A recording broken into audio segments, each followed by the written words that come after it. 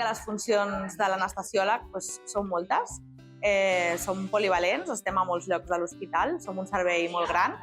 i aquí al quiròfan som els metges del quiròfan, ens encarreguem de valorar de forma preoperatòria el malalt, totes les seves patologies, com ens poden afectar el quiròfan,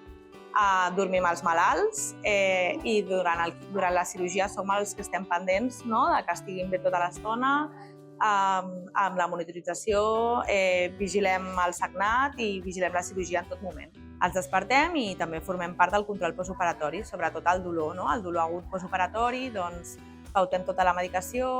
estem pendents, estem també a la sala de parts, en tot el maneig de l'analgèsia del treball de part, amb les peridurals, les cesàries. Som també el team leader en el malalt politraumàtic quan arriba a urgències. Estem a la reanimació, en els malalts greus postoperats que requereixen ingrés a UCI, som el metge responsable. I també estem a les consultes de dolor crònic i a les consultes preoperatòries.